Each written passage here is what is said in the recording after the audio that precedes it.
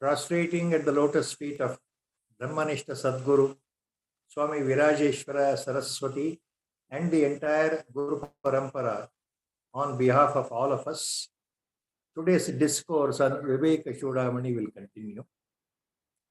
Om Sri Ganeshaya Namaha.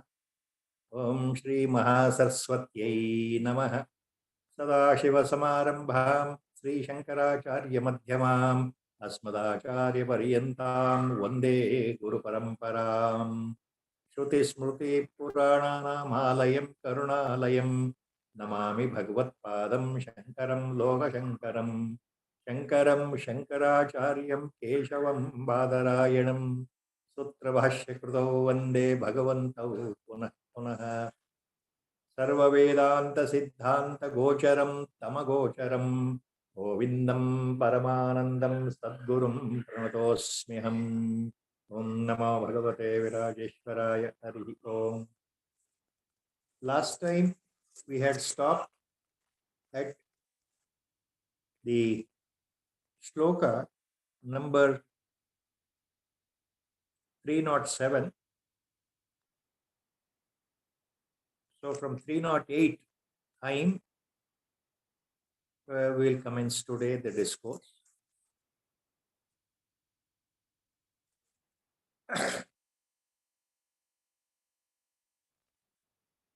In these shlokas, ultimately what we have to remember is Acharya is trying to impress upon the disciple who is a Jijnasu, Mumukshu, Uttam Adhikari, who is on the path of spiritual sadhana, to know his own reality.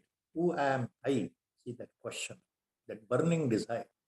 So the Mumukshu is ready for Atma Sakshatkar. So to prepare the Mumukshu, that Brahma Vidya, that supreme knowledge, Acharya Shankara Bhagavat Pada is giving out in the form of his beautiful discourses, in the form of a dialogue between the Shishya and the Guru. Now in the last set of shlokas, and now for the next 2 or 3 couple more shlokas, here repeatedly, Acharya is emphasizing on the point of negation of ahankara, negation of ego, that I am the body, that individuality, swabhimana. In other words, the sharira bhimana. See, this ahankara, thinking that I am the body-mind complex, I am this individual with a name and a status. So this feeling, inborn feeling, instinctive feeling is called ego or ahankara. So Acharya is trying to see that, he is trying to negate, he is trying to emphasize to the disciple, his beloved disciple, that this is the greatest enemy. This ahankara, this feeling is the greatest enemy in the path of realization. So this has completely covered Adhyaro or Anatma, and it is showing itself as the Atman itself. So this is the pseudo I, this outer I, that I am so and so. This outer feeling of individuality, it has to be removed, without which realization is it's impossible to achieve. So that is a point. This is the substance of all these shlokas. It's called negation of ahankara, negation of ego factor. ಈ ಶ್ಲೋಕಗಳಲ್ಲಿ ಅಹಂಕಾರದ ನಿಂದನೆಯನ್ನ ಆಚಾರ್ಯರು ಪದೇ ಪದೇ ಮಾಡ್ತಾ ಇದ್ದಾರೆ, ಶಿಷ್ಯನಿಗೆ ಅರ್ಥ ಆಗಲಿ. ಎಲ್ಲಿವರೆಗೆ ಶರೀರಾಭಿಮಾನ, ಈ ದೇಹಾಭಿಮಾನ ಇದೆಯೋ ಅಲ್ಲಿವರೆಗೆ ಮೋಕ್ಷ ಪ್ರಾಪ್ತಿ ಇಲ್ಲಪ್ಪ, ಸ್ವರೂಪ ಜ್ಞಾನ ಬರೋದಿಲ್ಲಪ್ಪ, ಆತ್ಮಜ್ಞಾನ ಉಂಟಾಗೋದೇ ಇಲ್ಲ ಅಂತ ಹೇಳ್ತಾರೆ. ಬೇರೆ ಬೇರೆ ಉದಾಹರಣೆ ಯಾವ ಮಟ್ಟದಲ್ಲಿ ಹೇಳ್ತಾ ಇದ್ದಾರೆ ಆಚಾರ್ಯರು ಅಂದ್ರೆ, ಮುಂದಿನ ಶ್ಲೋಕದಲ್ಲಿ ಸಮೂಲ ಕೃತೋಪಿ ಮಹಾನಹಂ ಪುನಃ ಯುಲ್ಲೇಖಿತ ಸ್ಯಾತ್ ಯದಿ ಚೇತಸಾ ಕ್ಷಣಂ sanjivya vikshep shatam karoti nabhasvata pravrushi varido yatha samolakrutopi mahanaham punah युल्लेखितः स्यात् यदि चेतसाक्षणम् संजीव्य विक्षेप शतं करोति नभस्वता प्रवृषि वारिदो यथा. With an example, he is explaining that ಈ ಶ್ಲೋಕದಲ್ಲಿ ಆಚಾರ್ಯರು ಬಹಳ ಹೇಳ್ತಾ ಇದ್ದಾರೆ. ಏನ್ ಹೇಳ್ತಾ ಇದ್ದಾರೆ ಅಂದ್ರೆ, ಈ ಅಹಂಕಾರ ಎಷ್ಟು ಬಲಿಷ್ಠವಾಗಿದೆ, ನಾನು ಅನ್ನೋ ಭಾವ, ಇದನ್ನ ಪೂರ್ತಿಯಾಗಿ ಕಿತ್ತು ಹಾಕಿದ್ರೂ ಸಹ ಅನುಷ್ಠಾನದಿಂದ, ಶ್ರವಣ ಮನನ ನಿಧಿಧ್ಯಾಸನದಿಂದ, ಗುರುವಿನಿಂದ ಆದೇಶಿತನಾಗಿ ಸಾಧನೆ ಮಾಡ್ತಾ ಮಾಡ್ತಾ ಅಹಂಕಾರವನ್ನ ಸಂಪೂರ್ಣವಾಗಿ ಕಿತ್ತು ಹಾಕಿದ್ರೂ ಸಹ, ಅಥವಾ ಕಿತ್ತು ಹಾಕಿದ್ದೇನೆ ನನ್ನ ಅಹಂಕಾರವನ್ನ ಅಂತ ತಿಳ್ಕೊಂಡ್ರೂ ಸಹ, ಒಂದು ಕ್ಷಣ ಇದನ್ನ ನಾನು ಅಂತ ಸ್ಮರಿಸ್ಕೊಂಡ್ ಬಿಟ್ರೆ, ಅದು ಮನಸ್ಸಿಗೆ ನಾನು ಅನ್ನೋ ಭಾವ ಬಂದು ಬಿಟ್ರೆ, ಈ ಮಳೆಗಾಲದಲ್ಲಿ ಯಾವ ರೀತಿ ಈ ಮೋಡಗಳು ಅವುಗಳನ್ನ ಗಾಳಿ ಜೋರಾಗಿ ಬೀಸಿದಾಗ ಅವು ಚೆದರಿ ಯಾವ ರೀತಿ ಮಳೆ ಸುರಿಸುತ್ತಲ್ಲ, ಆ ಪ್ರಕಾರ ಈ ಮೇಘಗಳು ಗಾಳಿಯ ಪ್ರಭಾವದಿಂದ ಯಾವ ರೀತಿ ಮಳೆಯನ್ನು ಸುರಿಸುತ್ತೋ ಆ ರೀತಿ ಒಂದು ಕ್ಷಣಕಾಲ ಅಹಂಕಾರವನ್ನ ಸ್ಮರಿಸಿದರೆ ಅದು ನಮ್ಮ ಅಧ್ಯಾತ್ಮ ಜೀವನದಲ್ಲಿ, ಈ ಸಾಧನಾ ಮಾರ್ಗದಲ್ಲಿ ಒಂದು ದೊಡ್ಡ ಅಡ್ಡಿಯಾಗುತ್ತದೆ. ಮನಸ್ಸಿನಲ್ಲಿ ನೂರಾರು ವೃತ್ತಿಗಳನ್ನ, ವಿಕ್ಷೇಪಗಳನ್ನ ಹುಟ್ಟಾಕುತ್ತದೆ ಅಂತ ಆಚಾರ್ಯ. So in this shloka, what Acharya is saying, that even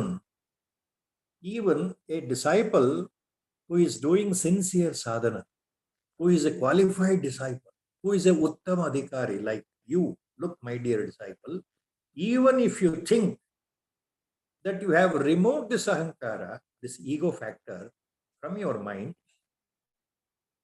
you have identified that body-mind complex is not really you.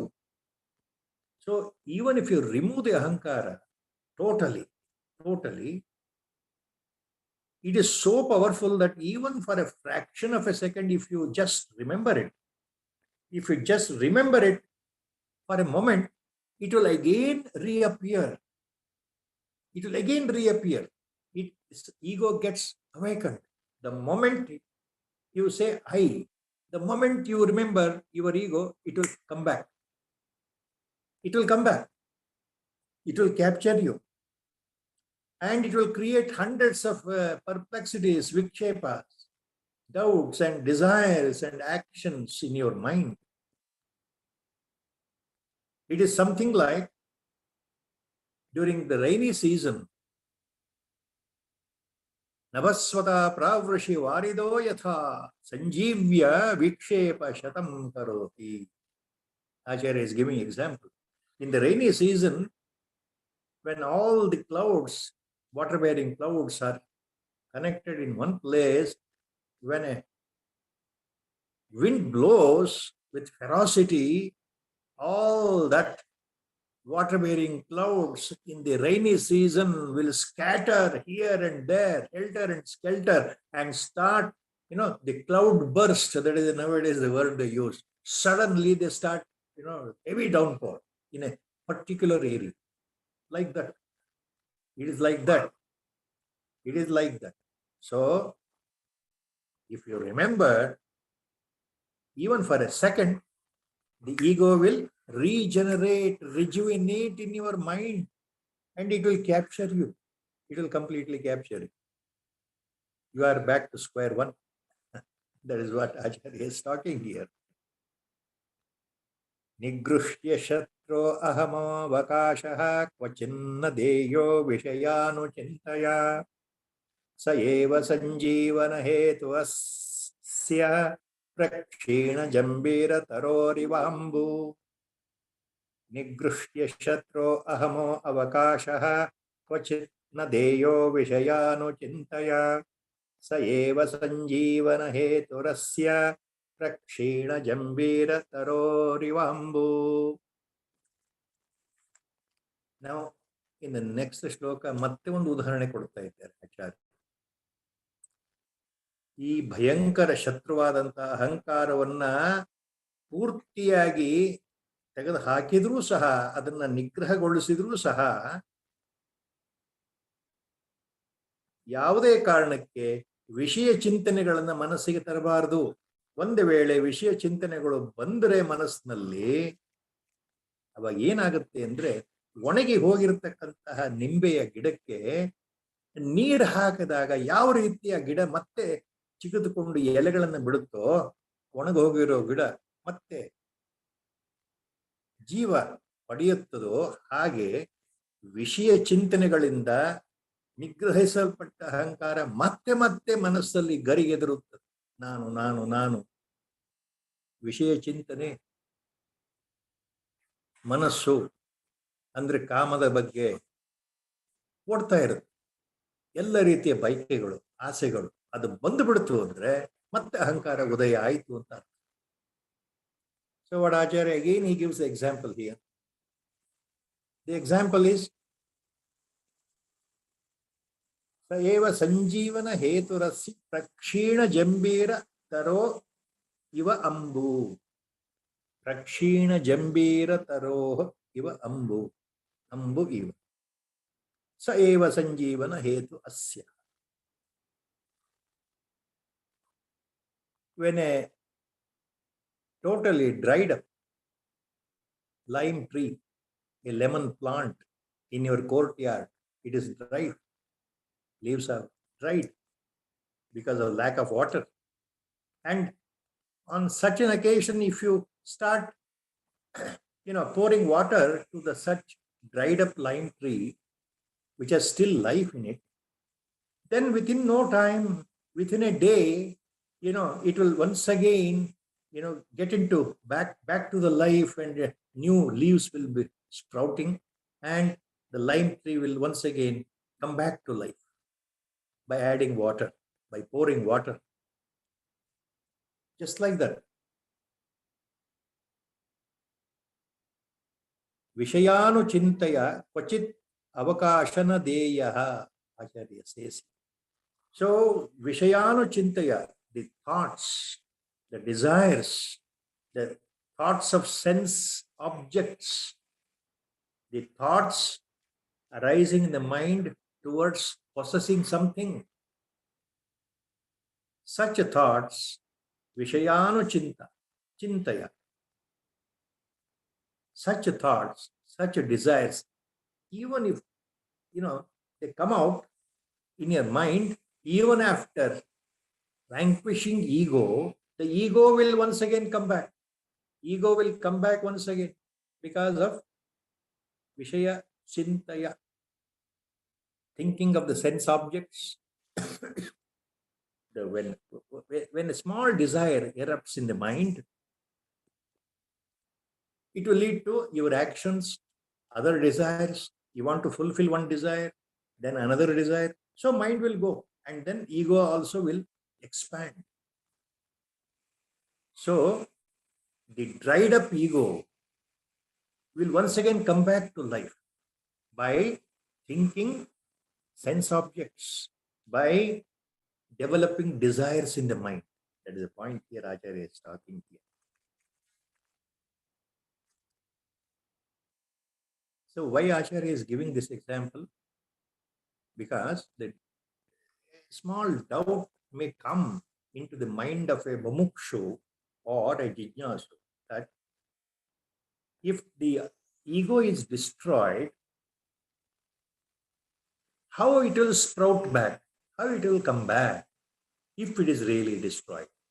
So for that doubt, thinking that such a doubt may arise, Acharya is giving this shloka, the answer in this shloka. Even though the ego has been removed, we think like that, but it will come back. It will come back. The moment you start thinking on sense objects, the moment desires will enter our mind, I want this, I want that, I want to do this, I want to do that.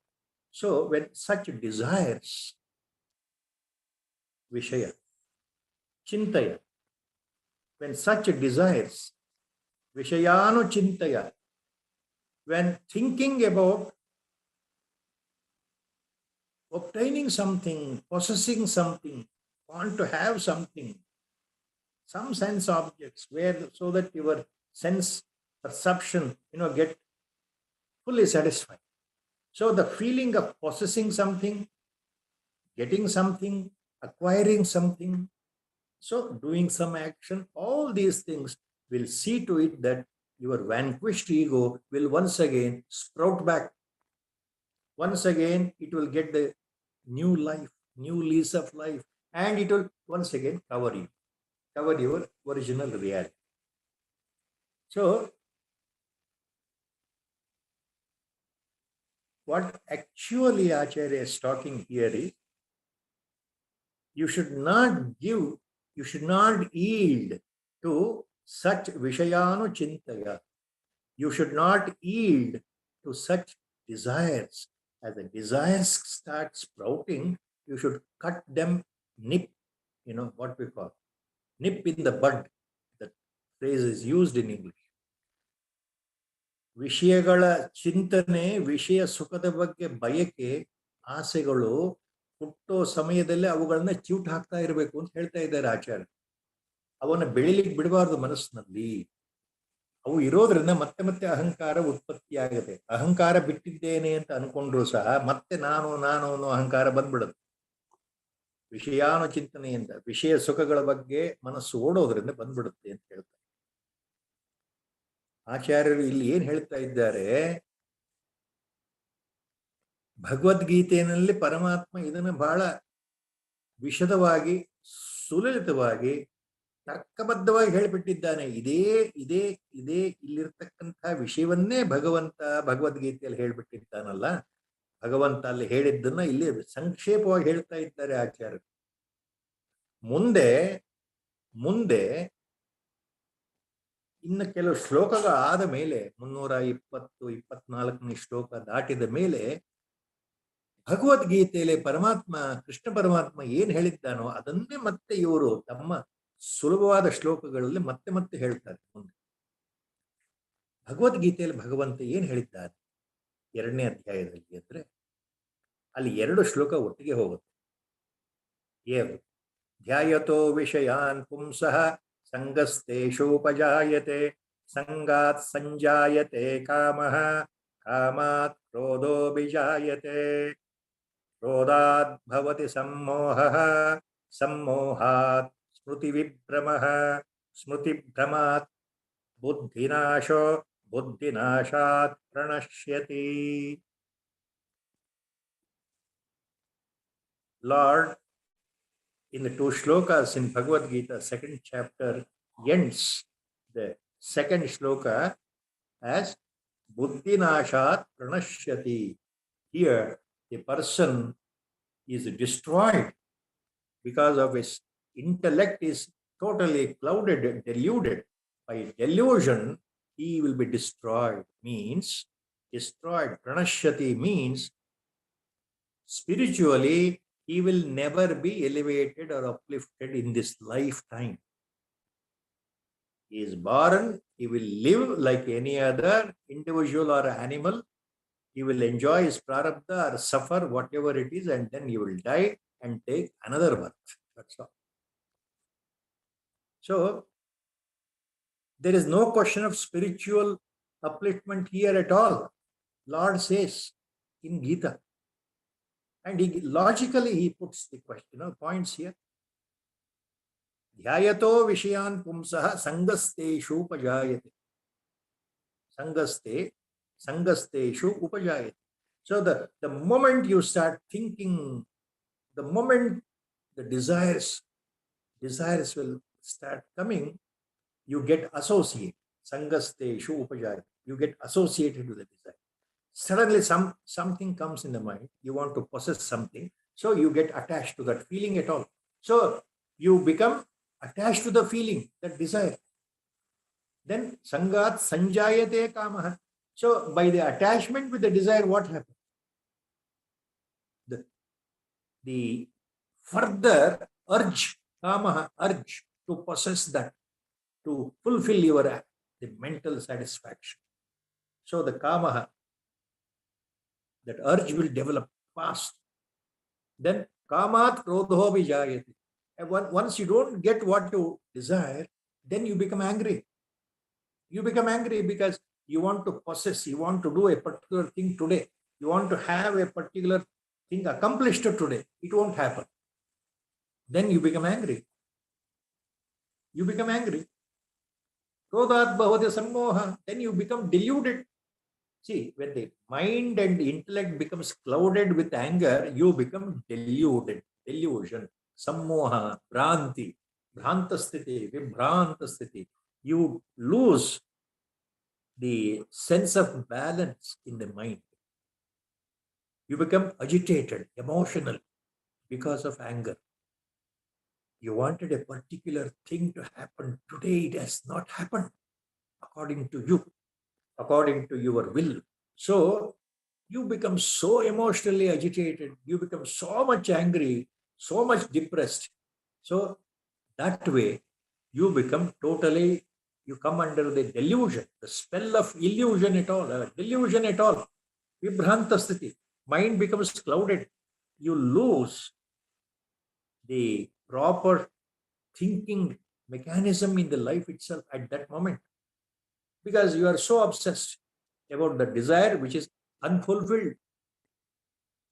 ಯಾವುದೋ ಒಂದು ಆಸೆ ನಮಗೆ ಪೂರೈಕೆ ಆಗ್ತಿದ್ದಾಗ ಎಷ್ಟು ಕೋಪ ಬರುತ್ತೆ, ತಳಮಳ ಬರುತ್ತೆ, ಉದ್ವೇಗ ಬರುತ್ತೆ, ಅದರಿಂದ ಮನಸ್ಸು ಕೆಟ್ಟು ಹೋಗುತ್ತೆ, ಮನಸ್ಸು ವಿಭ್ರಾಂತಗೊಳ್ಳುತ್ತದೆ, ಸಮೋಹಗೊಳ್ಳುತ್ತದೆ ಅಂತ ಹೇಳ್ತಾ ಇದ್ದಾನೆ ಭಗವಂತ. ಒಂದರಿಂದ ಒಂದು ಸಮೋಹ ಸ್ಮೃತಿ ವಿಭ್ರಮ, ಸ್ಮೃತಿ ಭ್ರಮ ಬುದ್ಧಿನಾಶೋ, ಬುದ್ಧಿನಾಶ ಪ್ರಣಶ. ಇದರಿಂದ ಏನಾಗತ್ತೆ ಮುಂದೆ? ಮತಿಭ್ರಮಣೆಯಿಂದ ಬುದ್ಧಿ ನಾಶ ಆಗ್ತಾ ಹೋಯ್ತು. ಮುಂದೆ ಏನು ಮಾಡ್ಲಿಕ್ಕೂ ಮನಸ್ಸಾಗ್ತಾ ಇಲ್ಲ, ಮನಸ್ಸು ಅಲ್ಲೇ ಓಡ್ತಾ ಇದೆ.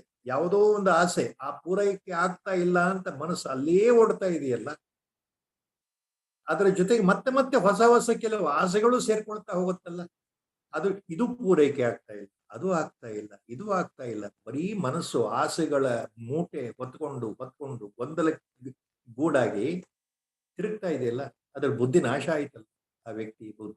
ಆ ಬುದ್ಧಿ ನಾಶ ಆದ್ಮೇಲೆ ಆ ವ್ಯಕ್ತಿ ಏನಾಗುತ್ತೆ? ಬುದ್ಧಿನಾಶ ಪ್ರಣಶ್ಯತಿ ಅಂತ ಹೇಳ್ತಾ ಇದ್ದೇನೆ ಭಗವಂತ. ಆತನ ಅಧಪತನ ನಿಶ್ಚಿತ. So once the intellect is clouded due to anger, due to depression, due to the tension that your desire is not fulfilled, you become totally disillusioned, totally depressed. And due to anger, the mind, intellect, everything is clouded and you can't take proper decision, and you end up with a depressed state of mind all the time. You become a fit case for the mental psychiatric treatment. That is how it happens in most of the cases. Too much of urge, too much of desire. That is what he say, Acharya calls Vishayano Chintaya. Vishaya means, lot of desires sprouting in them. So such desires, they sprout your ego back. They whatever ego you thought you have controlled by sadhana, by meditation, by japa, one fine day it will go away. It is the experience of most of the sadhakas, most of the spiritual aspirants. They say like that. I was doing meditation so peacefully all these days. My mind was so calm and quiet all these days. Suddenly, nowadays, for the last few days, in the last 1 month, in the last 1 week, suddenly I have stopped doing any of these things. My mind refuses to do any sadhana. My mind refuses to do meditation or japa or whatever it is. Somehow I have become like a zombie. I don't know what to do. I have become totally inactive. I have become totally lazy. I don't want meditation or this sadhana at all. I have no interest in that. So the interest has dried up. So these things, lot of spiritual aspirants say is their experience. Not for all, but some of them, they come and say like that. All Mahatmas, here they say one thing. When there is such delusion clouding the intellect and the mind, it is coming as an obstacle in the way of sadhana. It is, becoming an actual fundamental block in our mind. When the mind is totally in a desire condition, when it is under sammoha sthiti, what is to be done? All Mahatmas normally, they are unanimous in advising their disciples, their devotees, that the best refuge during such circumstances, the best way to control and uplift yourself, best way to protect yourself is Bhagavan Nama Smarana. Catch hold of the lotus feet of God. In the mind, think of the God, have a continuous dialogue, monologue with the God. In fact, our Gurudev has mentioned this point in his autobiography, Scientists Search for Truth. Especially in the last chapter, if you go deeper into that, he has given subtle hints. Our Gurudev himself says in one or two lines only, very subtle indication that with all the sadhana, by the grace of the Guru I was doing, I was almost reaching the final stage of self-realization, Atma Sakshatkara, but still at times, the sensuous feelings, Vishaya Sukha, Vasanas, the tendencies, they used to attack my mind. They used to hammer my mind. They used to create a lot of tension in the mind, and my mind used to run behind those sensuous objects in life. Our Gurudev has written. I am just, elaborating what he meant. Then he says, during such circumstances, the only refuge for me was Lord Rama. So I used to control myself, bow down mentally at the lotus feet of Rama, Lord Rama, my Ishtadevata, and always pray, I beseech, I used to beg him to lift me from this cauldron of Maya, wherein I am being sucked into the mundane life activities and desires. So I always used to pray fervently, and ultimately God came to my rescue. That's what he mentions, our Gurudev mentions. So it is nothing wrong. So how to control ourselves when it is not possible by ourselves? The only refuge is I had to pray. I have to pray my Sadguru or Lord or Ishtadevata to help me to come out of this ahankara, to come out of this, the web of desires, this vasanas, tendencies, instincts. Because, the thoughts will come. You can't control the thoughts. Thoughts will come when you sit, especially for meditation or japa. Automatically, more and more and more, there will be heavy influx of so much of unwanted thoughts, lustful thoughts, sensuous thoughts, your desires, all will come there. One after another, they will attack your mind, especially to turn you off from the path of spirituality. ಅಧ್ಯಾತ್ಮ ಸಾಧನೆ ಕತ್ತಿಯ ಅಲುಗಿನ ಹಾಗೆ ಅಂತ ಗುರುಗಳು ಯಾವಾಗಲೂ ಹೇಳ್ತಾ ಇದ್ರು. ಯಾಕೆ ಅಂದ್ರೆ ಸಾಧನಾ ಮಾರ್ಗದಲ್ಲಿ ಎಲ್ಲೂ ಇಲ್ಲದಂತಹ ಮನಸ್ಸಿನ ಆಸೆಗಳು ನಮ್ಮ ಸುಪ್ತ ಮನಸ್ಸಲ್ಲಿ ಅಡಗಿರತಕ್ಕಂತಹ ವಾಸನಾ ಬೀಜಗಳು ಮತ್ತೆ ಮತ್ತೆ ಉತ್ಪತ್ತಿಯಾಗಿ ಆ ವಾಸನೆಗಳು ಬಲವಾಗ್ತಾ 108 ರೀತಿಯ ಬಯಕೆಗಳನ್ನ ಆಸೆಗಳನ್ನ ಮನಸ್ಸಲ್ಲಿ ತೋರಿಸ್ತಾ ಹೋಗುತ್ತೆ. ಒಂದಾದ್ಮೇಲೆ ಆಸೆಗಳು ಬರ್ತಾ ಹೋಗುತ್ತೆ. ಅದರಲ್ಲೂ ಮುಖ್ಯವಾಗಿ ಸಾಧನಾ ಸಮಯದಲ್ಲಿ, ಧ್ಯಾನದ ಸಮಯದಲ್ಲಿ, ಅಥವಾ ಜಪ ಮಾಡುವ ಸಮಯದಲ್ಲಿ, ಅಥವಾ ಭಗವನ್ ನಾಮ ಸ್ಮರಣೆ ಕೀರ್ತನಾ ಸಮಯದಲ್ಲಿ, ಅಥವಾ ಭಗವತ್ ಪೂಜಾ ಕೈಂಕರ್ಯದ ಸಮಯದಲ್ಲಿ ಈ ರೀತಿ ಕೂತಾಗ ಮನಸ್ಸಲ್ಲಿ ನೂರಾರು ಸಾವಿರಾರು ಆಲೋಚನೆ ನಿಮ್ಮನ್ನ ಆಧ್ಯಾತ್ಮ ಪದದಲ್ಲಿ ಮುಂದೆ ಹೋಗೋದಕ್ಕೆ ಬಿಡದ ಹಾಗೆ ಮಾಡಿರ್ತಕ್ಕಂತಹ ಮಾಯೆಯ ವ್ಯವಸ್ಥೆ ಇದು. ಆ ಮಾಯೆಯ ವಿಕ್ಷೇಪ ಶಕ್ತಿ ಇದೆಯಲ್ಲ, ಅಷ್ಟು ಬಲವಾಗಿ ನಮ್ಮನ್ನು ಹಿಡ್ಕೊಂಡಿದೆಯಲ್ಲ, ಆ ಮಾಯೆಯ ವಿಕ್ಷೇಪ ಶಕ್ತಿಯ ಪ್ರಭಾವ. ದಿ ವಿಕ್ಷೇಪ ಶಕ್ತಿ ಆಫ್ ಮಾಯಾ always tries to see that you don't enter deep into the spiritual path of sadhana. That yoga maya, that avyakta paramesha shakti, as Acharya earlier had called it, it will see that it will try to distract you from your mode of sadhana, from the path of the sadhana, and it will push all sorts of desires, lustful desires, sensuous desires. Suddenly, thought after thought, like a wave after wave, they start pouring into your mind, especially during the period of sadhana. So what to do then? All these things will further bloat your ego. Your ego will come back. It will take back its life. You thought that you have suppressed your ego. You thought that you have killed your ego. No, it will come back. That's what Acharya says in this shloka.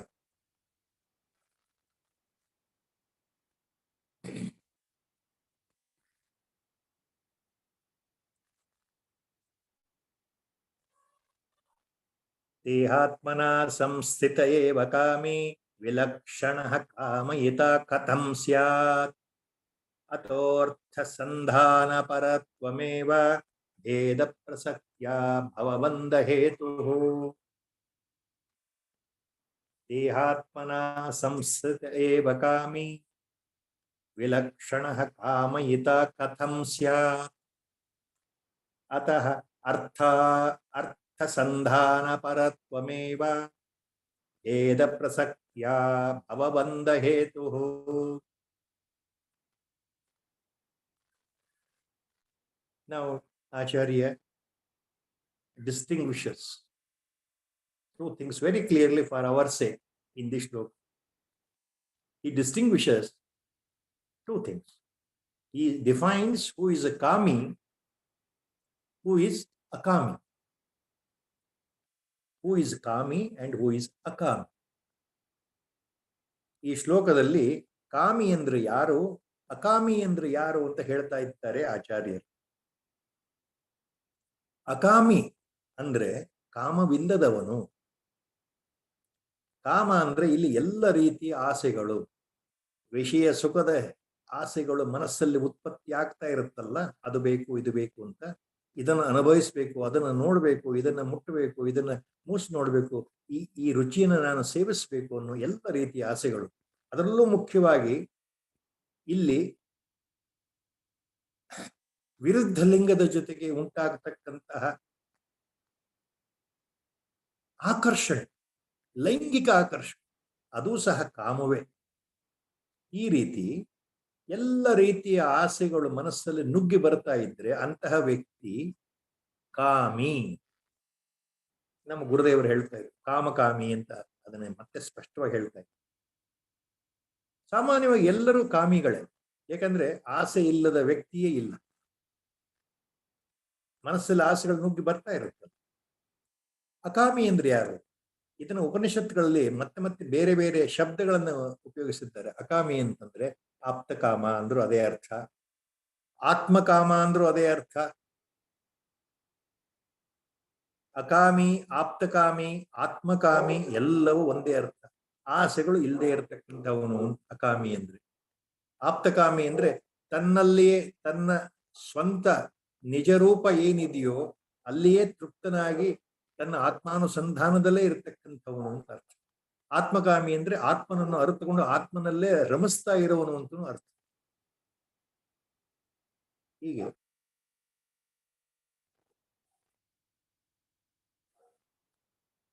ಕಾಮಿಯಾದವನಿಗೆ ಏನಾಗುತ್ತೆ? ದೇಹವೇ ನಾನು ಅಂತ ಯಾರು ತಿಳ್ಕೊಂಡಿದ್ದಾರೆ, ಅಹಂ ಅಹಂ ನಾನು ಅಂದ್ರೆ ದೇಹ ಮನಸ್ಸು, ಆತ ಕಾಮಿ ಅಂತ ಹೇಳ್ತಾ ಇದ್ದಾರೆ ಆಚಾರ್ಯ. ಇದು ನಾನು ದೇಹನೇ ಅಲ್ಲ ಅಂತ ಅನುಭವಕ್ಕೆ ಬಂದಿರೋವನು ಕಾಮಿ ಆಗ್ಲಿಕ್ಕೆ ಸಾಧ್ಯ ಇಲ್ಲ. ಅವನಿಗೆ ಹೇಗೆ ಸಾಧ್ಯ? ಅವನಿಗೆ ಯಾವ ಆಸೆ ಇದೆ? ಅಕಾಮಿಗೆ ಯಾವ ಆಸೆ ಇಲ್ಲ, ಕಾಮಿಗೆ ಆಸೆಗಳಿದೆ. ಆದ್ದರಿಂದ ಮನಸ್ಸಿನಲ್ಲಿ ವಿಷಯ ಚಿಂತನೆಗಳನ್ನ ಮಾಡ್ತಾ ಮಾಡ್ತಾ ಅದಕ್ಕೆ ಅವಕಾಶ ಕೊಡ್ತಾ ಕೊಡ್ತಾ ಅದರಿಂದ ಸಂಸಾರ ಬಂಧನ ಉಂಟಾಗುತ್ತದೆ. ಆಚಾರ್ಯ ನಿಷ್ಕರ್ಷ ಅಥೋ ಅರ್ಥಸಂಧಾನ ಪರತ್ವಮೇವ ಭೇದ ಪ್ರಸಕ್ತಿಯ ಭವಬಂಧ ಹೇತು. ದೇಹಾತ್ಮನ ಸಂಸ್ಥಿತ ಏವ ಕಾಮಿ. The one who has identified with the body-mind complex, Acharya calls him as kami. The one who has got urges and desires, sensuous desires, all types of desires sprout in his mind. He wants to possess, he wants to enjoy the life. So all sorts of desires, when they arise, and a person, he thinks that he is the body-mind complex, such a person is called kami, according to Acharya. Dehatmana samsthita eva kami vilakshana kamayita katam syat. Vilakshana, that word Acharya is using here. Vilakshana means the one who is opposite to kami. That means akami, aptakami or atmakami. So one who is not a kami means one who has not identified totally with his body-mind complex. One who has realized that he is Atma Swarup. The one who knows his own nature. The one who knows his own reality.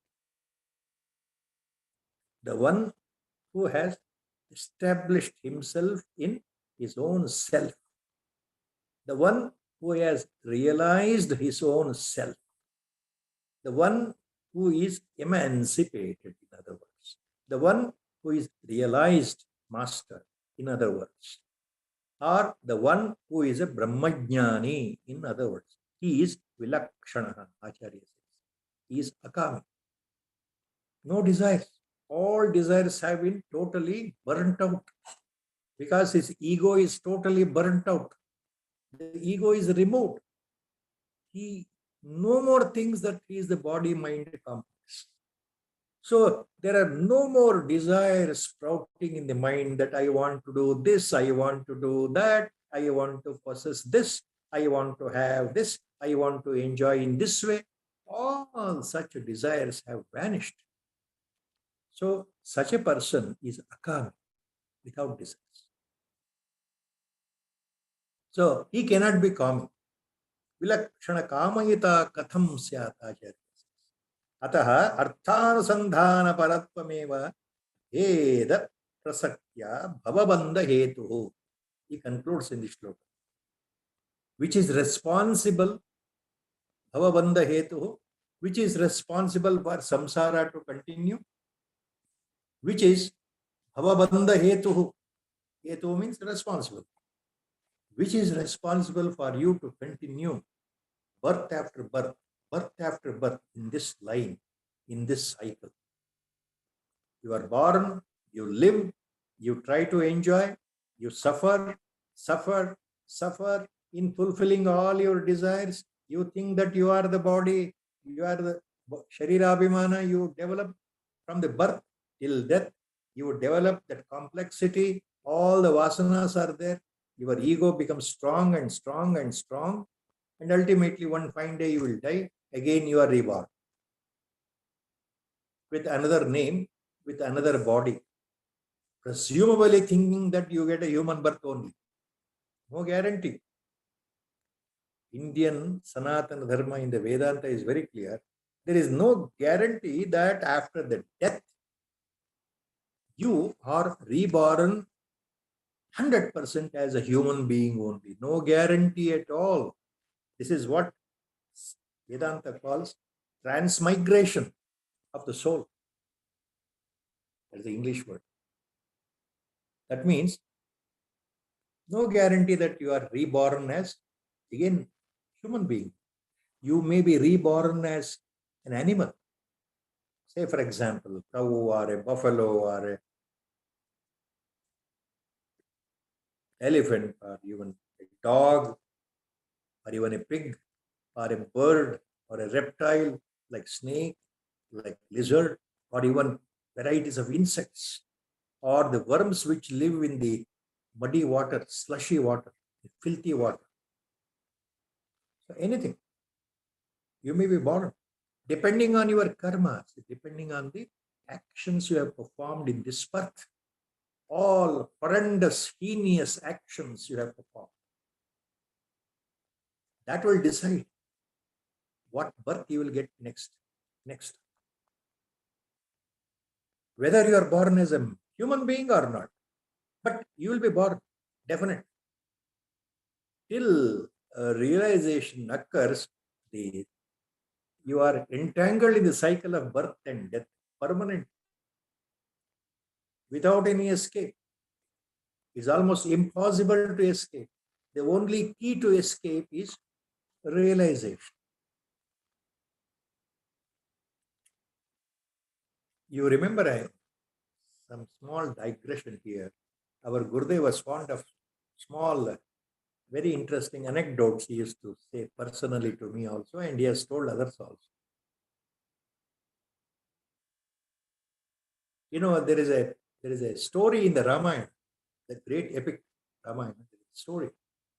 You remember after Rama Pattabhisheka, return of Rama along with Sita back to Ayodhya, and is crowned as a king, and then Lakshmana was told to see that if anybody has something to say, if he is offended in my kingdom, let him push the bell which is strung on the main gate of the palace. And Lakshmana's duty is to bring such a person to the Rama's darbar, and the person will narrate what has happened to him.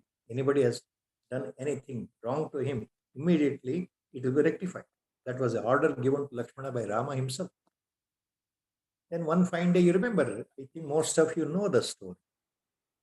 The bell rings when the Sabha, when the royal Sabha was going on, Lord Rama was sitting on the throne, and then the bell sound rings, and Lakshmana goes running, and then he brings or comes back to the royal palace where attendants are there. A dog comes in. The dog is bleeding on the head. There is somebody has hit the dog. It is bleeding. And Rama asks, how is it a dog has come? And the dog says, yes, I was the dog which rang the bell. I need justice. I want justice. I have been wronged. When I was outside, a monk, a sannyasi with a food was coming. I dashed to have some food because I was not getting food for the last 1 week or 4 days or 5 days. I was very, very, very hungry.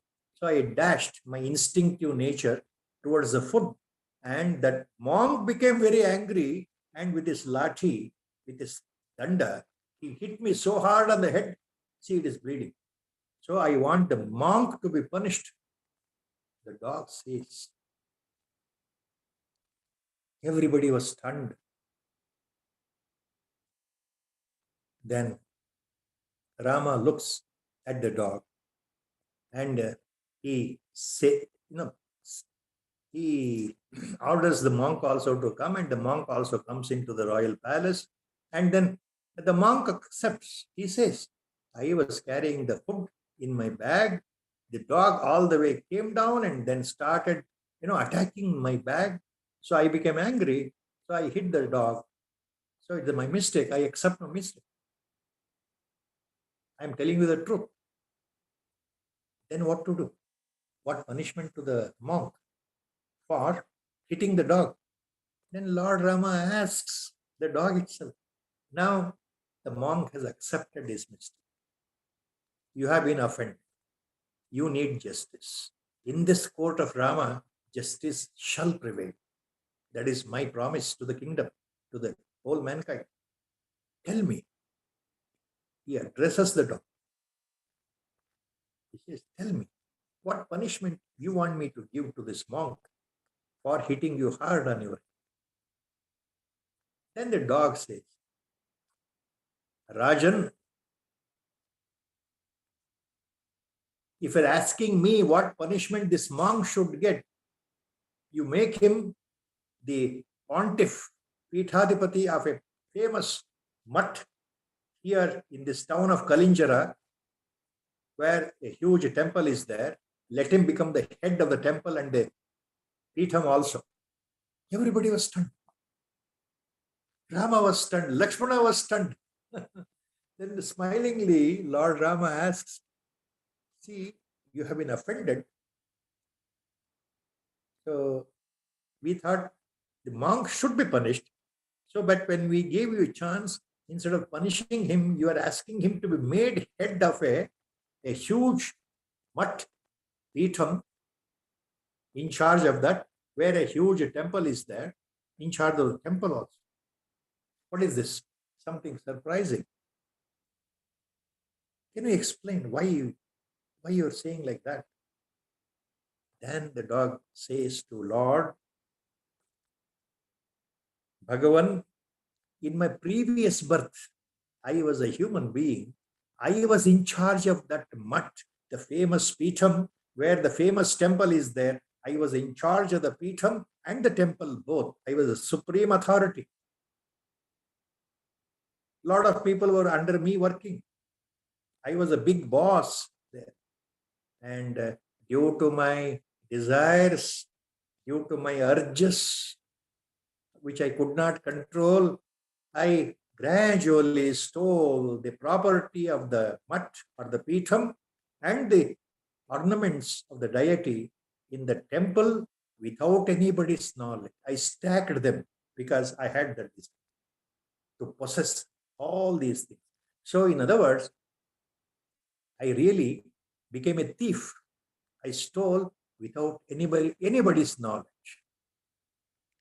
So, for this heinous crime, this karma, bad karma I committed in that life, immediately my previous life, God has given me punishment in the form of this law of karma, according to law of karma. Now I am born as dog. In this birth, immediately I am born as a dog, but due to my good fortune, I remembered my previous birth.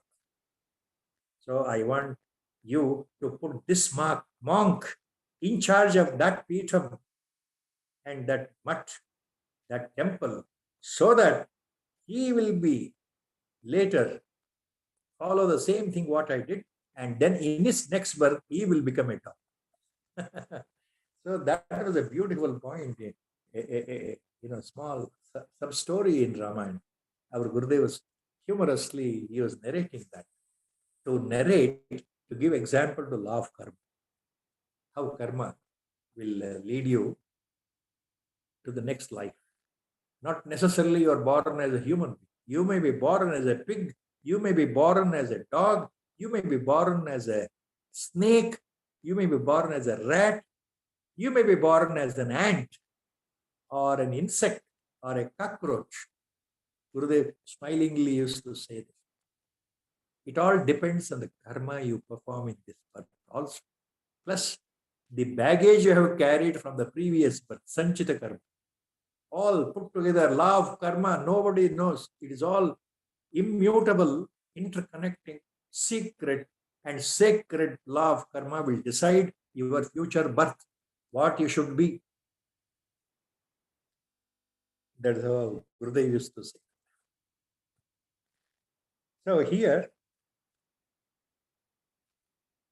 Vilakshana kamayita katham syat. So the one who has realized Vilakshana kamayita katham syat, Acharya says.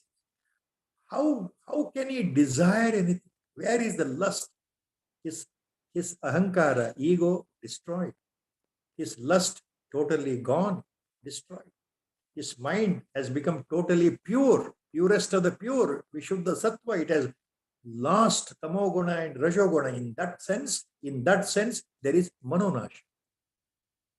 And all the desires he has lost. He is simply living out the prarabdha of the physical body. As long as the body has to live, he is living. He is becoming a witness to himself. So what does he desire? He desires nothing. He wants nothing. So he is vilakshana. He is aptakami. He is akami. A non-desiring person. He is a realized person. What does he desire? Nothing at all. So here, Chandrasekhara Bharati Mahaswamigal, while explaining the shloka, now he extensively quotes the shloka of Brihadaranyaka Upanishad. Brihadaranyaka Upanishad, where Yajnavalkya, the sage, is giving Upadesha to Maitri. So, in that Brihadaranyaka Upanishad, there is a famous mantra or vachana is there, Mahamantra is there. It says, Atmanam chet vijaniyat ayamasmiti purushaha kimachan kasya kamaya shariram anusanjvaret. Brihadaranyaka Upanishad says, Atmanam chet vijaniyat ayamasmiti purushaha kimachan kasya kamaya shariram anusanjvaret. Kimichan kasya kamaya shariram anusanjvaret. Atmanam vijaniyat chet ayam asmiti purushaha. So when the person realizes that he is the Atma Swarupa himself, he is no more the body, he is no more physical body, he is no more Stula Sharira, he is no more Sukshma Sharira, he is no more Manomaya Kosha, he is no more Pranamaya Kosha, he is no more Vijnanamaya Kosha, he is no more Anandamaya Kosha. He is above all these koshas. Within that, he is that supreme. He is that supreme consciousness or awareness or that absolute. I am that only. So once he has realized, once he knows, Atmanam chet vijaniyat ayam asmiti purusha. Once he knows, once he realizes, kimichan kasya kamaya shariram anusanjvaret. So, kimichan kasya kamaya shariram anusanjvaret. The Upanishad says, such a person, what more? What more he wants? For whose benefit? ಯಾವ ಪ್ರಯೋಜನಕ್ಕೋಸ್ಕರ ಯಾರಿಗೋಸ್ಕರ ನಾನು ಪರಮಾತ್ಮ ಸ್ವರೂಪ ಬ್ರಹ್ಮಸ್ವರೂಪವೇ ಆಗಿದ್ದೇನೆ ಆತ್ಮಸ್ವರೂಪನೇ ಆಗಿದ್ದೇನೆ ಅಂತ ಅನುಭವಕ್ಕೆ ಬಂದಂಥವನು ಯಾವ ಪ್ರಯೋಜನಕ್ಕಾಗಿ ಈ ಆಸೆಗಳನ್ನ ಏನಾದರೂ ಬಯಸ್ತಾನೆ ಅಥವಾ ಈ ಶರೀರದ ಬಗ್ಗೆ ಅಭಿಮಾನ ಪಡ್ತಾನೆ ಅಂತ ಅರ್ಥ. ಆತನ ಎಲ್ಲ ಬಯಕೆಗಳು ಅಭಿಮಾನಗಳು ಹೊರಟೋಗಿರುತ್ತೆ. ಕೇವಲ ಆತ್ಮನಿಷ್ಠನಾಗಿ ಸದಾ ಸರ್ವದಾ ಸರ್ವಕಾಲದಲ್ಲಿ ಆತ್ಮನಿಷ್ಠನಾಗಿ ಆನಂದ ರಸರೂಪದಲ್ಲಿ ಸರ್ವಾತ್ಮ ಭಾವದಲ್ಲಿ ಆತ್ಮರತಿಯಲ್ಲೇ ಮುಳುಗಿರುತ್ತಾನೆ ಅಂತ ಅರ್ಥ. ಏನನ್ನೂ ಬಯಸದೇ ಇರತಕ್ಕಂತಹ ಸ್ಥಿತಿ. ಅಂತಹವನು ಆಪ್ತಕಾಮಿ, ಅಂತಹವನು ಬ್ರಹ್ಮಜ್ಞಾನಿ ಅನ್ನೋ ಅರ್ಥ ಇದೆ ಉಪನಿಷತ್ತು. ಇದನ್ನ ಮಹಾಸ್ವಾಮಿಗಳು ಈ ಶ್ಲೋಕಕ್ಕೆ ಕೊಟ್ಟಿರ್ತಕ್ಕಂಥ ಉದಾಹರಣೆ.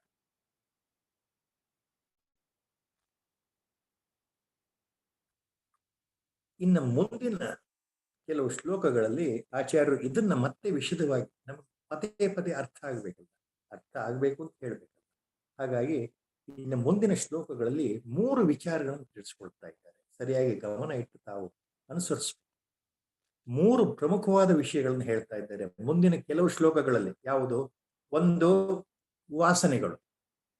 ಎರಡನೇದು, ವಿಷಯ ಚಿಂತನೆ ಅಂದ್ರೆ ಆಸೆಗಳು, ಬಯಕೆಗಳು, ಕಾಮೋತ್ಪತ್ತಿ, ರಾಗ, ವಿಷಯ ಚಿಂತನೆಗಳು. ಮೂರನೇದು ಕರ್ಮ, ನಾವು ಮಾಡತಕ್ಕಂತಹ ಕಾರ್ಯಗಳು. ಇಲ್ಲಿ 3 ವಿಷಯಗಳನ್ನು ತಗೊಂಡು ಹೇಳ್ತಾ ಇದ್ದಾರೆ. ಕರ್ಮ, ವಿಷಯ ಚಿಂತನೆ ಮತ್ತು ವಾಸನೆ. ವಾಸನೆ ಅನ್ನೋದಕ್ಕೆ ವೇದಾಂತದಲ್ಲಿ ಇನ್ನೂ ಒಂದು ಶಬ್ದ ಇದೆ, ಸಂಸ್ಕಾರ. ಕೆಲವು ಅರ್ಥದಲ್ಲಿ ಸಂಸ್ಕಾರ ಮತ್ತು ವಾಸನೆ ಎರಡು ಒಂದೇ ಅನ್ನೋ ಸಮಾನಾಂತರದಲ್ಲಿ ಬಳಸಿದ್ದು ಉಂಟು. ಅವುಗಳ ಮಧ್ಯೆ ಸೂಕ್ಷ್ಮವಾದ ಒಂದು ವಿವರಣೆ ಕೊಡಬೇಕು ಅಂದ್ರೆ ಸ್ವಲ್ಪ ಮಟ್ಟಿಗೆ ಭೇದ ಇದೆ ಅನ್ನೋದು ಕೆಲವು ಕಡೆ ಬರುತ್ತೆ, ಸಂದರ್ಭಾನುಸಾರ ತಗೊಳ್ಬೇಕಾಗುತ್ತೆ. ಒಟ್ಟಿನಲ್ಲಿ ಸಂಸ್ಕಾರ ಮತ್ತು ವಾಸನೆ ಎರಡು ಹೆಚ್ಚು ಕಡಿಮೆ ಒಂದೇ ಅರ್ಥ. ವಿಶದವಾಗಿ ಮತ್ತೆ ಒಳಗೆ ಬಿಡಿಸಿ ಹೇಳಬೇಕು ಅಂತಂದ್ರೆ ಮುಖ್ಯವಾದ ಇವುಗಳಲ್ಲಿ ಇರ್ತಕ್ಕಂಥ ಭೇದ ಏನು ಅಂತಂದ್ರೆ, ಸಂಸ್ಕಾರಗಳು ಅಂತಂದ್ರೆ ಸಾಮಾನ್ಯವಾಗಿ ಒಳ್ಳೆಯ ಯೋಚನೆಗಳು, ಒಳ್ಳೆಯ ಕಾರ್ಯ ಪ್ರವೃತ್ತಿಯನ್ನು ಬೆಳೆಸ್ತಕ್ಕಂತಹ ಸತ್ವಗುಣ ಪ್ರಧಾರಿತ ಮನಸ್ಸಿನ ವೃತ್ತಿಗಳು ಸಂಸ್ಕಾರ ಅಂತ ಹೇಳ್ಬೋದು. ಹಿಂದಿನ ಜನ್ಮಗಳಿಂದ ಬಂದಿರತಕ್ಕಂಥದ್ದು ಒಳ್ಳೆಯ ಆಲೋಚನೆಗಳು, ಒಳ್ಳೆಯ ಯೋಚನೆಗಳು, ಒಳ್ಳೆಯ ಬಯಕೆಗಳು ಸತ್ವ ಪ್ರಧಾನ ಪ್ರೇರಿತವಾಗಿ ಹಿಂದಿನ ಜನ್ಮಗಳಿಂದ ಬಂದಿರತಕ್ಕಂಥದ್ದು. ಅದು ಸಕಾರಾತ್ಮಕ ತರಂಗಗಳಿಂದ ಕೂಡಿರತಕ್ಕಂಥದ್ದನ್ನು ಸಂಸ್ಕಾರ. ಅದು ಹುಟ್ಟಿನಿಂದ ಬಂದಿರತಕ್ಕಂಥ ಸಕಾರಾತ್ಮಕ ಸತ್ವಗುಣ ಪ್ರಧಾರಿತ ಸಂಸ್ಕಾರ ಅಂತ ಹೇಳ್ಬೋದು. ವಾಸನೆ ಅನ್ನೋದನ್ನ ನಕಾರಾತ್ಮಕ, ಸ್ವಲ್ಪ ಮಟ್ಟಿಗೆ ತಮೋಗುಣ ರಜೋಗುಣದ ಪ್ರಭಾವದಿಂದ ಹಿಂದಿನ ಜನ್ಮಗಳಿಂದ ಬಂದಿರತಕ್ಕಂತಹ ಕೆಲವು ಅಶುದ್ಧ ಮನಸ್ಸಿನ ವಾಸನೆಗಳನ್ನ ವಾಸನೆ ಅಂತ ಹೇಳ್ಬೋದು. ಅಶುದ್ಧ ಮನಸ್ಸಿನ ಸಂಸ್ಕಾರಗಳನ್ನ ವಾಸನೆ ಅಂತ ಹೇಳೋದಾದ್ರೆ, ಶುದ್ಧ ಮನಸ್ಸಿನ ವಿಷಯಗಳನ್ನ ಆಲೋಚನೆಗಳನ್ನ ಸಂಸ್ಕಾರ ಅಂತ ಹೇಳ್ಬೋದು. ಒಟ್ಟಿನಲ್ಲಿ ಸಾಮಾನ್ಯವಾಗಿ ಸಂಸ್ಕಾರ ವಾಸನೆ ಎರಡು ಒಂದೇ ಅನ್ನೋ ಲೆಕ್ಕದಲ್ಲಿ ಎಷ್ಟೋ ಕಡೆ ಸಂದರ್ಭಕ್ಕೆ ಅನುಕೂಲವಾಗಿ ವೇದಾಂತದಲ್ಲಿ ಬಳಸಿದ್ದು ಉಂಟು. So in the next set of shlokas, Acharya takes up 3 examples. He deals with that. One is karma, action. Another is vasana. Third one is vishaya chinta. Vishaya chinta. Vishaya chintana means always the desires, one after another. All types of desires, negative and positive desires. Vishaya. Desires. Kama. Now, vasana means, as I was telling just now, there are 2 words in Vedanta. Vasana and samskara, both almost same.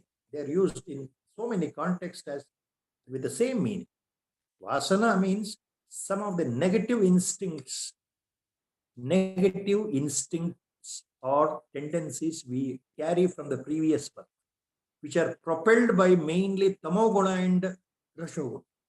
All the bad tendencies, negative tendencies, instincts we carry, that will make you to think in a particular way. So those instincts, negative, mainly they are called vasanas. They come from ashuddha manas. So they are almost, not pure. We can say impure tendencies. The pure tendencies, mainly influenced by sattva guna from the previous birth. From the previous births, the pure tendencies, the pure instincts, they are called samskaras with shuddha manas. So samskaras lead to your certain actions, certain desires in the positive way in the life. Vasanas result in negative. The person with more impure vasanas, he will go down in the life.